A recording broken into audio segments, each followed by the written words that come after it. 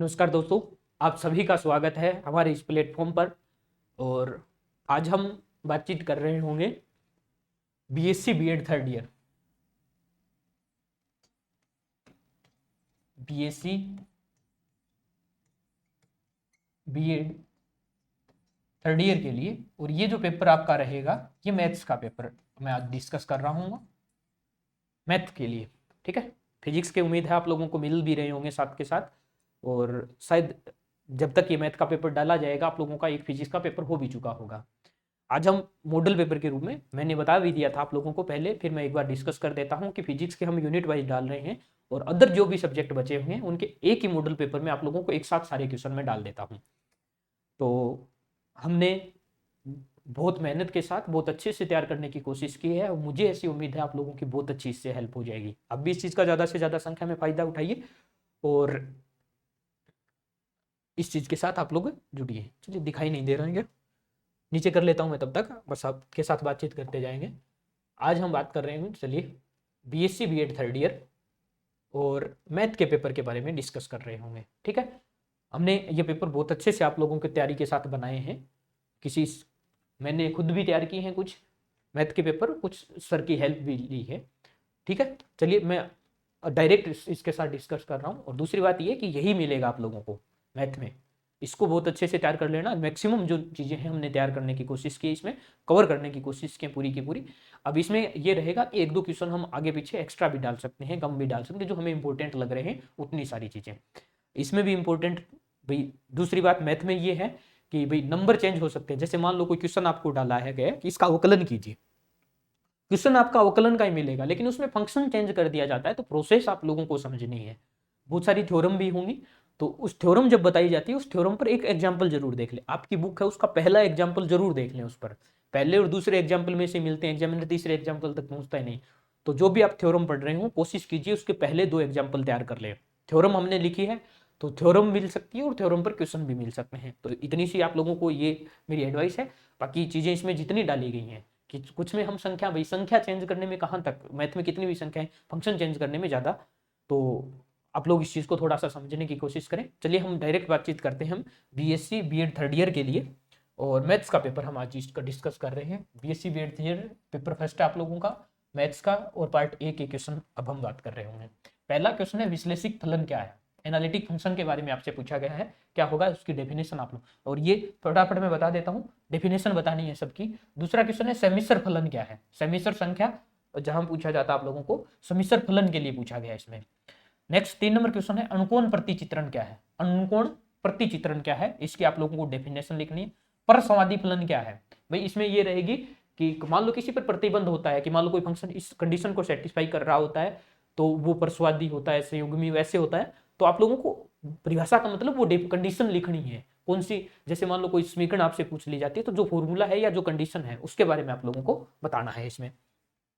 कोशी समाकलन प्रमेय, भाई ये कोशी कोशी पर बहुत सारे क्वेश्चन बार बार पूछे जाते हैं। कोशी समाकलन प्रमेय क्या है, इसका स्टेटमेंट यहाँ लिखना होगा। कथन, भाई बी या सी सेक्शन में अगर कोई प्रमेय दी गई है, कथन आपको याद होना चाहिए। ए सेक्शन में पूछा गया है तो उसका केवल कथन आप लोगों को लिखना है, और बी सेक्शन में अगर पूछा गया है आप लोगों से तो कथन भी लिखना है और उस चीज को आप लोगों को क्या करना है, प्रूफ में भी करना है। सी सेक्शन में अगर पूछा जाता है तो कथन भी लिखना है, प्रूफ भी करना है। अगर उसके केस बन रहे हैं, मान लो कोई किसी के लिए greater than zero, less than zero, इस प्रकार के केस भी अगर बन रहे होंगे तो तमाम चीजें आप लोगों को सी सेक्शन में आप लोगों को प्रदर्शित करनी होगी। नेक्स्ट क्वेश्चन इसका है द्विरेखीय रूपांतरण क्या है, इंपॉर्टेंट है, भी कई बार पूछा जाता है ये।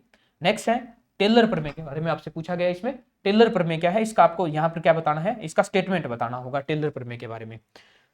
नेक्स्ट क्वेश्चन है टेलर प्रमेय के बाद विमुक्त विचित्रता, विचित्रता क्या है। ठीक है, शायद ये स्पेशल पॉइंट वगैरह जो है उसका क्वेश्चन है ये। नेक्स्ट है इसमें अनंत पर अवशेष के बारे में बताना है।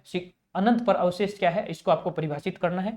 नेक्स्ट क्वेश्चन इसमें है लोरेट प्रमेय क्या है। लोरेट प्रमेय क्या है, तो प्रमेय जो मैंने बता दिया अभी, कथन स्टेटमेंट आप लोगों को ए सेक्शन में इसका लिखना है। नेक्स्ट क्वेश्चन है इसका आइसोलेटेड सिंगुलरिटी क्या है। सिंगुलरिटी के बारे में, आइसोलेटेड के लिए बारे में पूछा है। और पोल और जीरोज क्या है, इसको आप लोगों को क्या करना है, डिफाइन करना है फंक्शन के लिए, जो आप लोगों का कॉम्प्लेक्स फंक्शन होता है उसके लिए। चलिए अब सेक्शन बी की बात करते हैं। बी सेक्शन में आप लोगों से पूछा है पहला ही क्वेश्चन, कोशी रीमान समीकरण क्या है और कौशी रीमान समीकरण है वही इंपॉर्टेंट है, बार बार पूछी जाती है, पहले भी मैंने इस सेक्शन में भी इसका बताया है। कौशी रीमान का आपको कार्तीय रूप और ध्रुवीय रूप दोनों ध्यान रखने हैं इसमें। कार्तीय रूप और ध्रुवीय रूप दोनों में से एक पूछा जाता है भाई, स्टेटमेंट में आपको देगा कि कार्तीय रीमान समीकरण की ध्रुवीय रूप बताइए या कार्तीय फॉर्मेशन बतानी है आप लोगों को, इन दोनों में से चीजें आपसे पूछी जाती हैं, तो आपको ये चीज ध्यान रखनी है। नेक्स्ट है इसको सोल्व करना है, इसको सोल्व करना है। लिमिट दे रखी है, z टेंडिंग टू दे रखा है 2e⁻π/3 आयोटा, π/3 आयोटा, और दे दिया z³ प्लस 8 और नीचे दे दिया z⁴ प्लस 4z² और प्लस शायद ये फैक्टर से हो जाएगा। तो आपको इसको सोल्व करना है, मेन बात यही है, इसकी लिमिट निकालनी है। नेक्स्ट क्वेश्चन है इसमें सी क्वेश्चन दे रखा है, यदि n एक वास्तविक संख्या है, एक वास्तविक संख्या है तो आप लोगों को प्रूफ करना है। प्रूफ क्या करना है, r⁴n cos n theta iota sin n theta, ये है r बराबर 0 के अतिरिक्त ये फलन जो होगा वो क्या रहेगा, विश्लेषिक रहेगा, और इसका जो अवकलन है वो क्या आ जाएगा, ये आ जाएगा। ये आपको प्रूफ करना है भाई। ये जो फंक्शन दे रखा है n वास्तविक संख्या के लिए r बराबर 0 के अलावा, r बराबर 0 पर ये के अलावा सभी जगह ये क्या होना चाहिए, विश्लेषिक एनालिटिक होना चाहिए, और इसका अवकलन जो आप लोगों को निकालना है वो अवकलन क्या रहेगा, ये रहेगा। तो आप लोग इसको कर लोगे।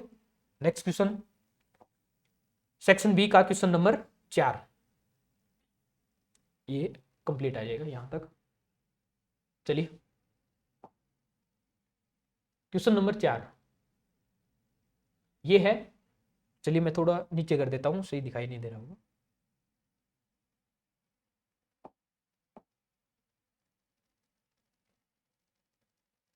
अब दिखाई दे जाएगा।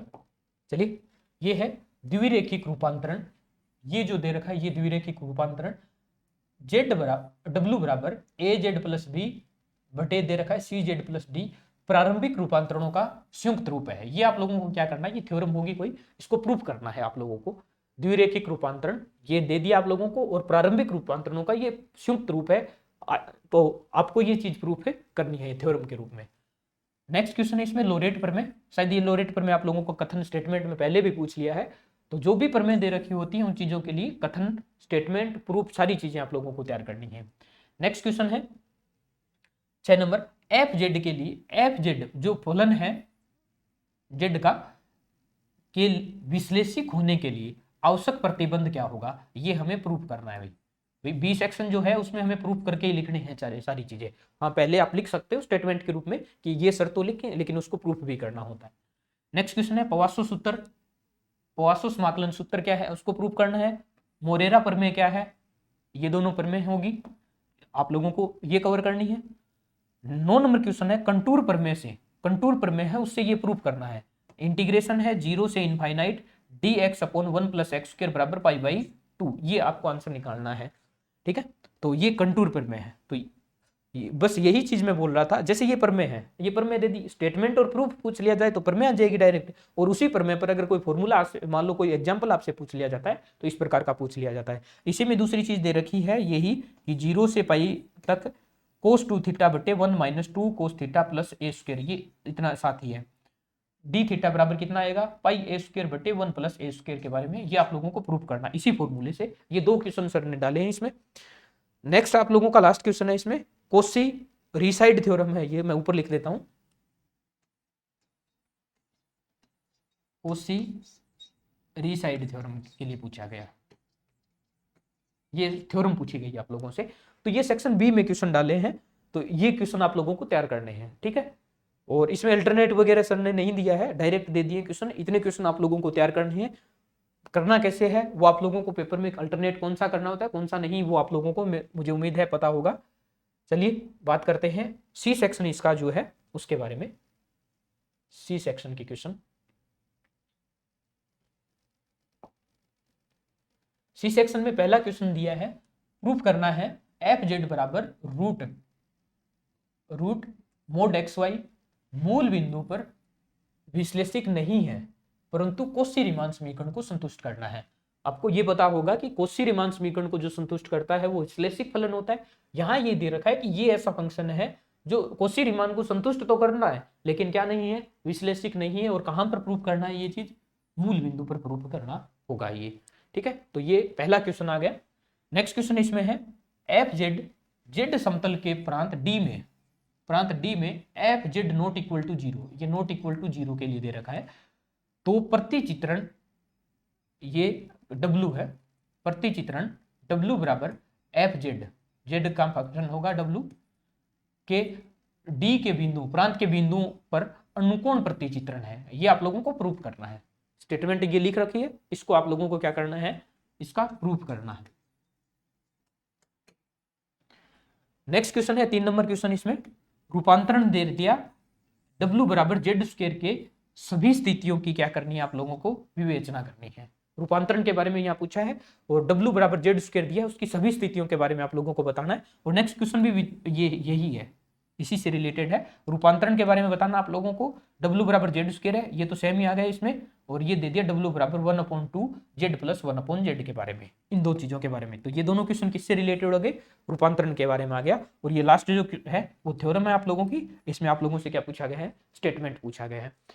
तो ये चीजें थी मैथ में, और आप लोग इन क्वेश्चन को लिखिए और तैयार कीजिए।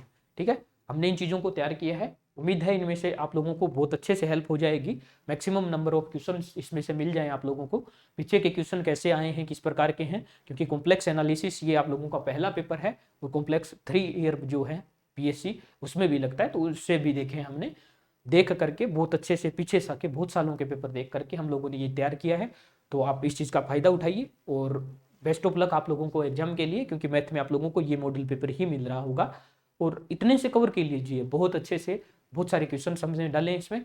शायद ए सेक्शन में मैथ में 8 क्वेश्चन करने होते हैं, शायद मैं कंफर्म नहीं बोल रहा हूँ। तो 8 में से हमने 11 से 12 क्वेश्चन डाल दिए हैं। बाकी स्टेटमेंट वगैरह हैं, प्रमेय वगैरह हैं, वो आप लोगों को वैसे भी करनी होती हैं। सी सेक्शन के लिए भी अगर तैयार कर रहे होंगे तो स्टेटमेंट वगैरह भी आपको याद रखना है।